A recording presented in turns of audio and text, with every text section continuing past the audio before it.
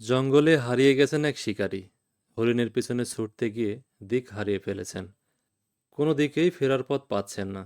চারিদিকে বিশাল বৃক্ষের সমারোহ। গভীর ঘন অরণ্যে তিনি একা। দুপুর গড়িয়ে সন্ধ্যা, বিকেল এবং রাত।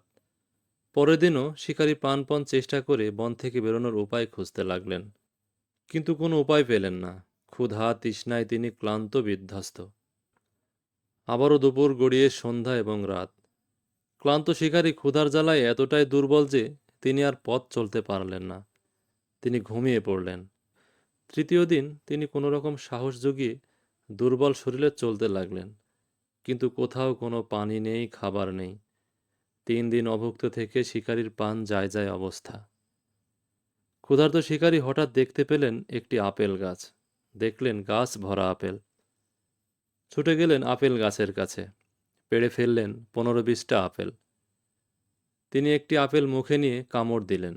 আনন্দে খুশিতে তার মন প্রাণ ভরে উঠল। তিনি সৃষ্টিকর্তাকে ধন্যবাদ দিলেন। শুকরিয়ায় ভরে উঠল তার অন্তর।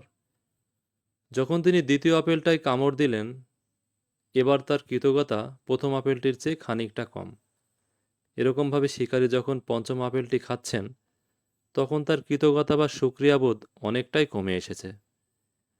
দশম আপেলটি তিনি আর খেতেই পারলেন না, থু করে ফেলে দিলেন। আপেল খেতে তার আর ভালো লাগছিল না। আপেল তার কাছে বিষাদ এবং আকর্ষণহীন মনে হলো।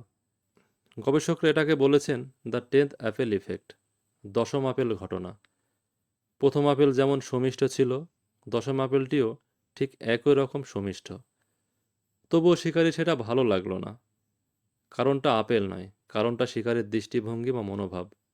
অর্থনীতির ভাষায় এটাকে বলে law of diminishing marginal product, বা বস্তুর ক্রমহ্রাসমান আবেদন। বর্তমান পরিস্থিতিতে আমাদের অনেকের অবস্থা এরকম। আপনি ভালো আছেন, সুস্থ আছেন, তবুও শুকরিয়ার অভাব, কৃতজ্ঞতার অভাব। দশম আপেলের মতো জীবনটাও স্বাদহীন লাগছে কারুর কাছে।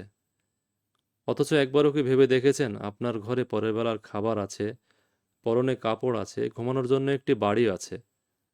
আপনি পৃথিবীর বাকি 75 ভাগ মানুষের চেয়ে বেশি বিত্তবান। গতকাল যে মানুষগুলো পৃথিবী থেকে বিদায় নিয়েছে, আপনি যে তাদের একজন হননি, এটাকে কি আপনার সৌভাগ্য বলে মনে হয় না? সুস্থ দেহে সুন্দরভাবে আপনি দম নিতে পারছেন। ভাবুন হাসপাতালে থাকা সে অসহায় রোগীর কথা, যিনি ঠিকভাবে দমও নিতে পারছেন না। বিজ্ঞানীরা গবেষণা করে দেখেছেন, মানুষ যত কৃতজ্ঞ হয় তত সে সুস্থ থাকে। তার সুস্থ থাকার ক্ষমতা দ্রুত বেড়ে যেতে থাকে যদি শুকরিয়াবোধ তার অন্তরে জাগ্রত থাকে। অপরদিকে তার অসুস্থতা বেড়ে যায় যদি সে অকৃতজ্ঞ হয়। কারণ অকৃতজ্ঞতা মানুষের ভেতরে ভেতরে স্ট্রেস তৈরি করে। এই চাপা স্ট্রেস তার ইমিউন সিস্টেম বা রোগ প্রতিরোধ ক্ষমতা দুর্বল করে দেয়। তাই আসুন কৃতজ্ঞ হই। সৃষ্টিকর্তাকে বলি, তুমি যা দিয়েছ প্রভু, তার জন্য শুকরিয়া।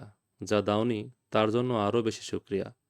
যত বেশি শুকরিয়া করব, তত বেশি আনন্দে থাকব, ভালো থাকব। সুস্থতা, আনন্দ, সাফল্য আমাদের আলিঙ্গন করবে ইনশাল্লাহ।